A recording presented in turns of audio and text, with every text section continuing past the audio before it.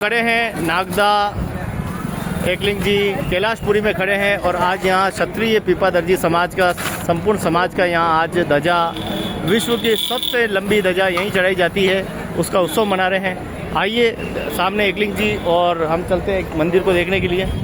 तो देखिए किस प्रकार से यहाँ प्राचीन मंदिर है। हर एक आधा मतलब आप देखो कि 50-50 मीटर पर देखो एक एक मंदिर, 100-100 मीटर पे एक एक मंदिर आपको देखने को मिलेगा। ये प्राचीन संस्कृति है।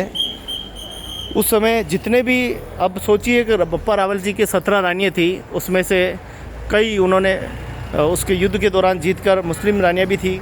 आप सोचो कि सबका अपना अपना उस समय यहीं रहते थे। अब उनका परिवार फला होगा, फूला होगा, कुछ तो बात रही होगी, क्योंकि इतनी बड़ी संख्या में यहाँ मंदिरों का होना ये कहीं न कहीं कुछ तो दर्शाता है। तो हम ये सोच सकते हैं, कल्पना कर सकते हैं कि ऐसा कुछ रहा होगा। लेकिन ये हर एक जगह आप यहाँ इस पूरे नागदा में आप यहाँ देखोगे तो आपको यहाँ पर मंदिर ही मंदिर, मंदिरों की मंदिर और कुएँ बावड़िए सब यहाँ पर देखने को मिलेगी। तो बस इनको संरक्षण करना, इनको जीर्णोद्धार करवाना समय समय पर यहाँ के राज परिवार की और एकलिंग नाग ट्रस्ट की जिम्मेदारी है। बस वह एकलिंग जी ट्रस्ट इसका संरक्षण करती रहे और ध्यान रखे ताकि ये हमारी पूरी संपत्तियाँ हैं ये नष्ट ना हो, क्योंकि ये जगह जगह आपको देखो जर्जर हो गई है, खंडर हो गई है और ऐसा लग रहा है कि बस ये टूटने के कतार पर है। तो यहाँ पर एकलिंग जी ट्रस्ट जो है वो पूरा संरक्षण करता है सारे मंदिरों का। कई बार हमने बात भी की थी कि आखिर ये समस्याएं क्यों है, तो उन्होंने कहा कि भाई ये ट्रस्ट के अधीन है, इसलिए कई मंदिरों का निर्माण नहीं हो सकता। आप देखें कि ऐसे महर्षि महाराणा कुणाल वगैरह इनके जितनी भी है समाधि है, उनके बनी हुई है स्मारक है, वो भी जर्जर है।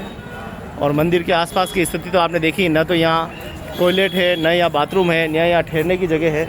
ये व्यवस्थाएँ एकलिंग जी की ट्रस्ट की ओर से अगर हो सकती है तो वो ज़्यादा अच्छा रहेगा। बड़ी संख्या में यहाँ लोग आते हैं, लोगों की आस्था का सबसे बड़ा ये केंद्र है। हाँ सही है। तो आस्था का ये सबसे बड़ा केंद्र हम कह सकते हैं एकलिंग जी ट्रस्ट। यहाँ लाखों लोग यहाँ दर्शन करने के लिए आते हैं। इनके सुविधाओं का पूरा ध्यान रखा जाए, यही हम राज परिवार से आग्रह करते हैं कि कृपया करके अपनी जिम्मेदारी को कम से कम अपनी निभाएं और जितने भी लोग यहाँ के हैं वो भी कम से कम मांग उठाए कि भाई इस प्रकार की व्यवस्था यहाँ पे रोज़गार पर्याप्त लोगों को मिले और यहाँ आने वाले सभी श्रद्धालुओं को पूरी सुविधाएं मिले। इसके लिए राज परिवार और जिला प्रशासन पूरी ध्यान रखें।